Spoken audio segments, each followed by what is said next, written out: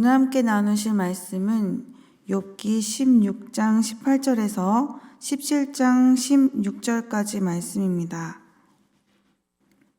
욥기 16장 18절 말씀에서 17장 16절 말씀 저 한자 성도님 한자 번갈아 교독하겠습니다. 제가 먼저 18절 읽겠습니다.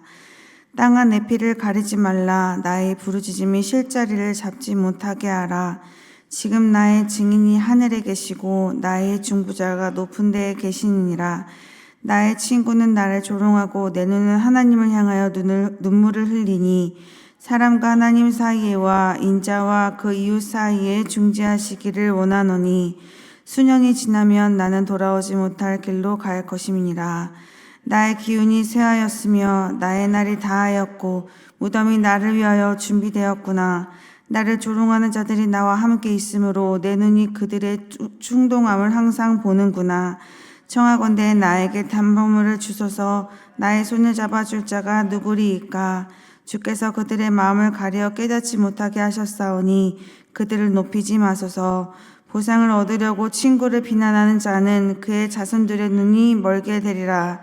하나님이 나를 백성의 속담거리가 되게 하시니 그들이 내 얼굴에 침을 뱉는구나.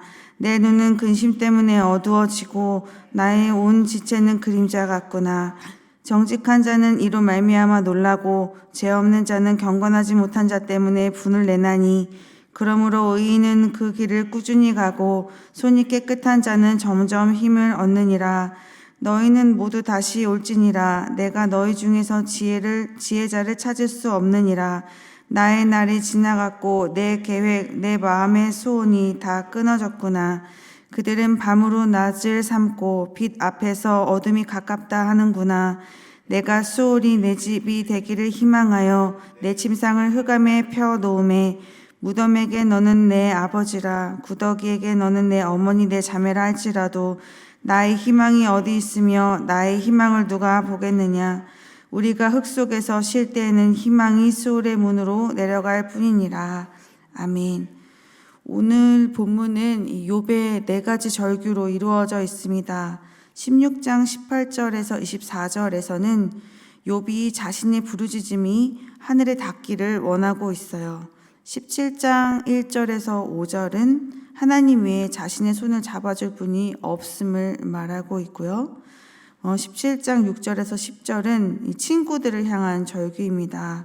그는 친구들을 향하여 이렇게 말합니다. 너희의 지혜는 지혜가 아니다.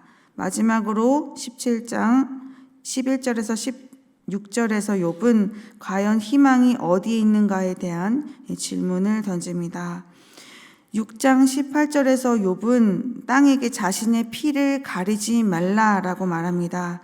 하늘에 계신 하나님께서 이 자신의 피를 볼 수 있도록 하라는 말인데요. 그래서 자신의 울부짖음이 머물 곳이 없게 하라고 말해요. 이것은 창세기 4장 10절에서 아벨의 피가 하늘을 향해 울부짖는다는 말씀을 떠올리게 합니다. 억울하게 흘린 피는 그 피에 대한 대가를 치를 때까지 절대로 없어지지 않는다는 관점을 가지고 있는 표현입니다. 마치 욥은 그런 피가 하늘을 향해 억울함을 호소하듯이 자신의 부르짖음이 하늘까지 미치기를 원하고 있어요. 이어서 그는 자신의 증인 중보자가 하늘에 계시다고 확신합니다. 그는 누구실까요? 바로 하나님이십니다. 친구들은 자신을 조롱하고 자신은 이런 상황 속에서 하나님을 향하여 눈물을 흘릴 수밖에 없습니다.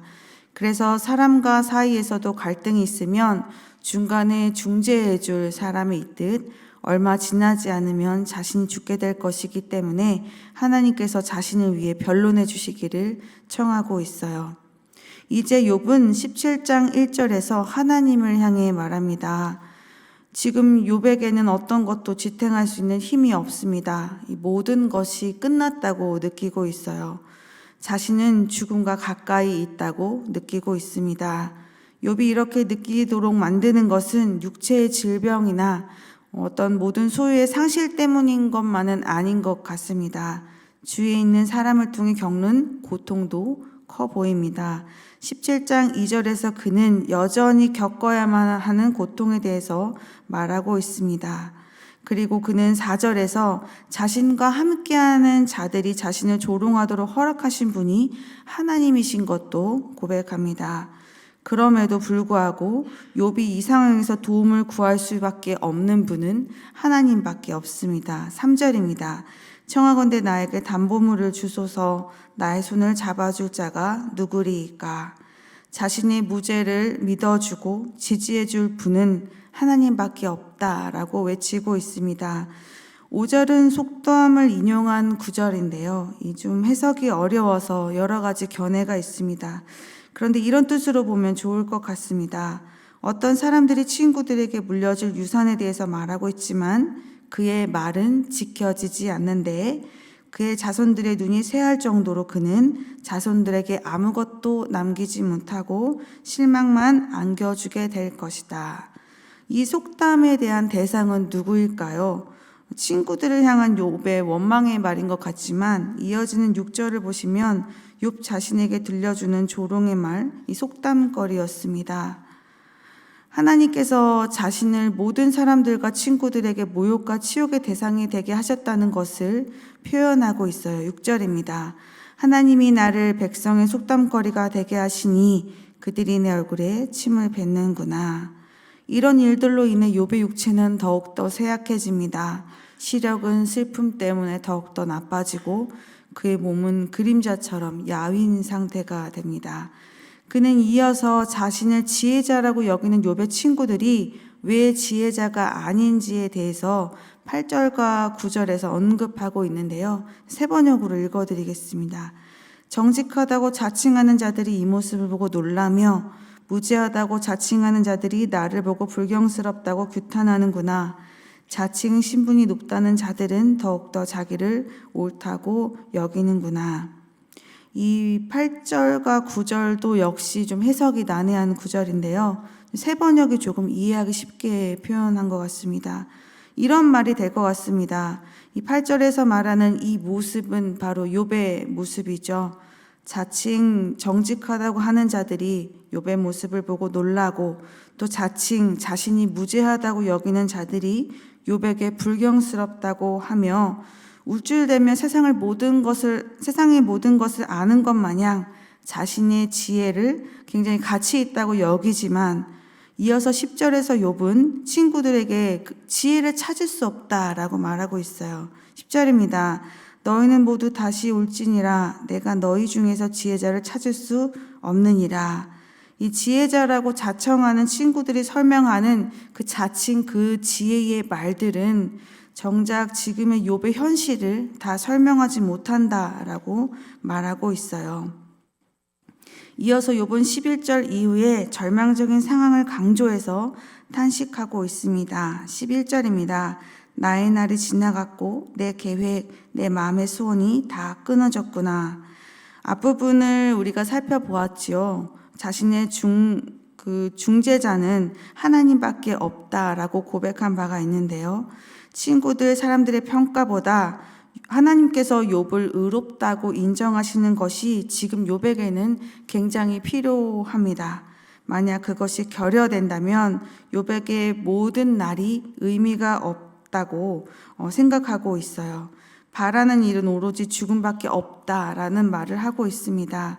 욥은 13절과 14절에서 자신의 상태는 이 집과 가족이 가까운 것처럼 죽음과 가까이 있는 것처럼 묘사하고 있어요. 굉장히 절망적인 모습을 보여주고 있습니다. 15절과 16절입니다. 나의 희망이 어디 있으며 나의 희망을 누가 보겠느냐. 우리가 흙 속에서 쉴 때에는 희망이 시올의 문으로 내려갈 뿐이니라.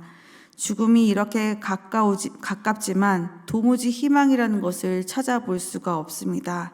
오히려 깊은 수올, 죽음과 함께 희망은 매장되어 버리고 맙니다. 욥에게는 이해할 수 없는 원인을 도무지 파악할 수 없는 큰 고난이 하나님으로부터 옵니다. 그런데 친구들은 나타나서 한다는 말이 너가 받을 만하니까 받은 것이다. 그러니 어서 회개하고 돌이키라 이렇게 말합니다.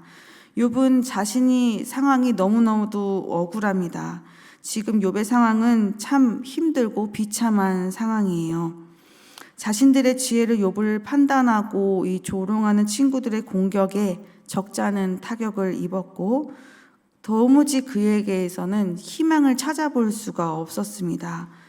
오로지 자기에게 가까이 있는 것은 죽음밖에 보이지 않습니다.